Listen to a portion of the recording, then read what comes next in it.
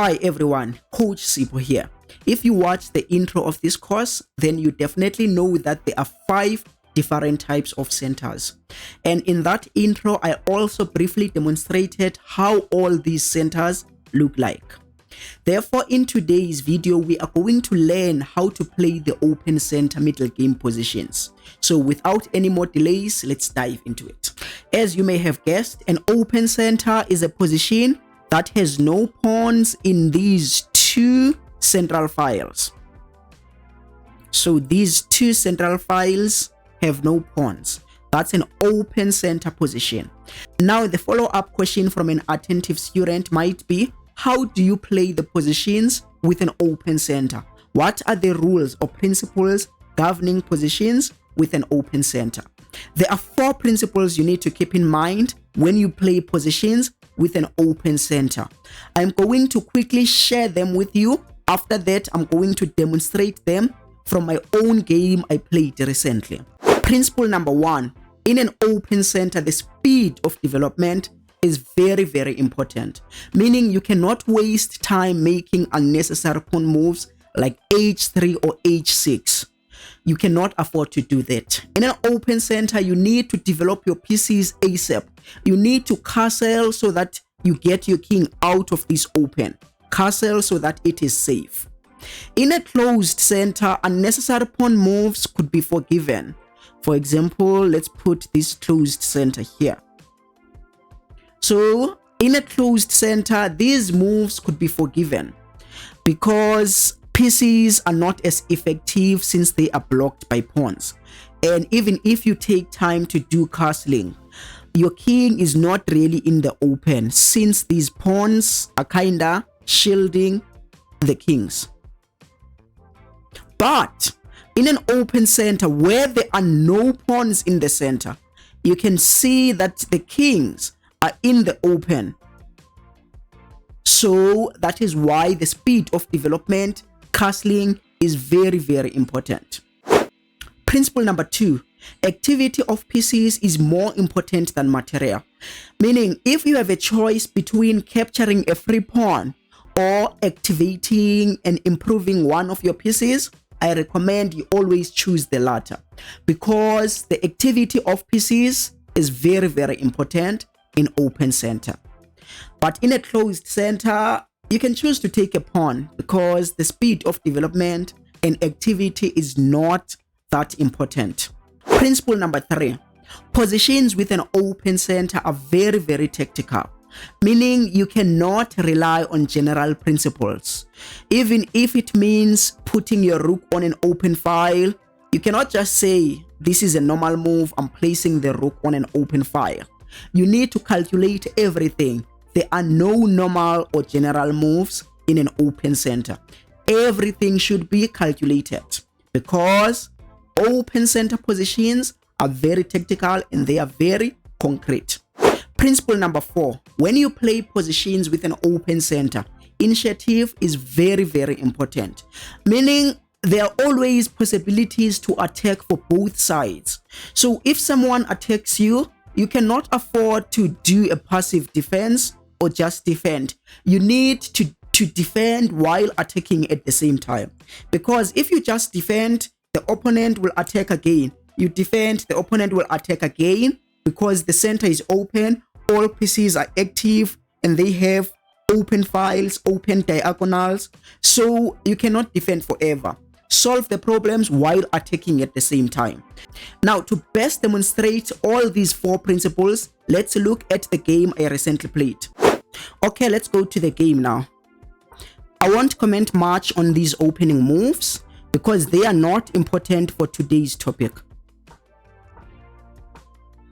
I will start to really comment when we get to an open center. Okay, as we can all see now that all the 4 pawns in the center are exchanged. This is an open center. As we are moving along with this game, I want you to think of the 4 principles we shared above. The speed of development, the importance of activity of your pieces above winning free pawns, And also the importance of initiative. That means always attacking, never defend passively. 4 open positions are concrete positions. That means you need to calculate everything. Okay, that was the first mistake from my opponent. Obvious, this move is losing a pawn. There are 3 black pieces controlling that d5 square, and there are 2 white pieces defending that d5 square. So white is losing a piece here. Besides losing a piece, this move is not good. Remember, one of these 4 principles, you need to activate, develop all your pieces ASAP. White is moving the same piece more than once, but he hasn't developed that bishop. So that is why that move is not good. But I won't comment much on my opponent's move. I will just focus on my moves because I don't want to seem as if I'm judging or my moves were perfect. Even my moves were not perfect, all of them. So I will mainly focus on my moves. We spoke about the importance of initiative. So I've developed all my minor pieces. So I'm ready to attack. If you can attack, then attack. Always put your opponent under pressure. That is the principle of initiative. Always attack if you can. And the opponent should try to defend while attacking if they can. As you can see, I'm developing another piece, attacking again. Okay, I'm attacking again, and sadly for black, that knight is trapped now. I mean, like, sadly for white, that knight is trapped. It has nowhere to go. I won. Okay. They're attacking my rook, so I must save my rook. They took a pawn. Forking the 2 rooks. Of course, when I forked those 2 rooks, I was not planning to win them. But I understand that in open positions, bishops are more important than knights. Why? Because bishops are long-ranged pieces, and when the center is opened, they can attack all over the board. So I wanted to exchange my knight for a bishop. Okay, that's an in-between move. My opponent's move is not really attacking anything. I think maybe they were supposed to open a window for their king to avoid back rank checkmates, or I don't know, but that move is not really changing much. Remember, initiative is very important, guys. You cannot afford to waste moves. Okay, here, as you can see, that if I wanted, I could have captured that pawn on b2 with my bishop or with my rook. But I understand in an open center, activity and initiative is more important. So instead of just capturing the pawn, I'm forcing my opponent to defend. I want to be active, and I want my opponent's pieces to be passive. Okay, attacking my bishops.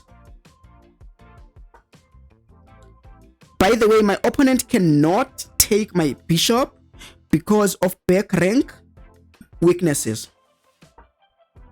So that is why I was able to play this move, since I know they cannot capture my bishop. Still, they cannot take my bishop because of back rank weaknesses. Now, since they played that pawn, they opened a window. If they move their rook, now I won't be able to checkmate them anymore. That is why I decided to capture the pawn. And I'm taking that pawn with a check because I want to forever put pressure on my opponent. Here, I was preventing my opponent from coming here. And then if I get out of check, they would fork my king and the rook. So that is why I played my bishop to this square to guard my back rank. Okay. And with this move, I'm threatening a back rank checkmate again, since I'm closing that window. If I check, it would be a checkmate, since the opponent cannot go there. So my opponent is pretty much forced to go back to prevent my rook b1, putting pressure again. So you can see how important is initiative, guys. In an open center, you need to forever attack your opponent. Never give them time to breathe.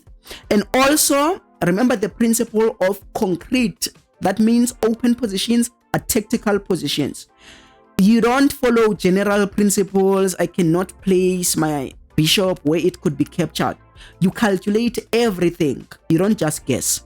In this position, my opponent cannot take my bishop. That is why I placed it there, because of a checkmate in few moves. Remember, my bishop is guarding that square. That is why they couldn't take this bishop. Now I took, again, pay attention to the fact that after they attacked me, I did not just defend and run away, because I understand open positions, you need to always look for attacking moves, counter attacks. You cannot afford to be just defending, like making normal moves. Let's say I just run away to a safe square. You can't do that. So try to find forcing moves. Okay, maybe someone might ask, but what if there are no attacking moves? Okay, in that case, you can make normal moves, but in most cases, there will always be something. Maybe even if you are not threatening a checkmate, but you can save your bishop and attack something. Just give your opponent something to think about. Don't make moves that are passive or normal. So I took there with a rook. Keep in mind, my opponent cannot take my bishop, because if they take my bishop, I would move my rook and it's a discovered check. When they get out of check, I would win their rook. So I would win a second exchange. Now they are attacking my bishop. What do I do? Do I simply run away? No. I just play there. It is a discovered check. My opponent's king has nowhere to go since there is a rook and since there is a dark squared bishop. So my opponent is forced to get out of check by capturing my bishop. Now I've won another exchange. So I'm a full rook up now. Of course, it is an end game. My opponent is justified to move their king and try to activate it. We all learned this, that when you are material up, you need to exchange pieces to simplify the game and win easily. So I'm trying to exchange the bishops so that I win the game easily. As you can see that I was also low on time here. I had 39 seconds. So I just want to simplify the game and win it easily. Since my opponent is material up, of course they don't want to exchange pieces. I don't blame them. And then the rest is history here. Defending my rook with the bishop. They are attacking me, so what I'm gonna do, I'm gonna pin them. And I always wanted to exchange this bishop to simplify the game. So that is why I took that bishop to simplify things. And then my opponent resigned. That is how to play positions with an open center. A quick conclusion. There are 4 key principles you need to keep in mind when you play a position with an open center. 1. The speed of development is of utmost importance. 2. Activity of the pieces is more important than material. Meaning sometimes you can even afford to sacrifice a piece to gain more activity and attack your opponent. 3. Initiative is very, very important. Keep on attacking your opponent whenever you can. 4.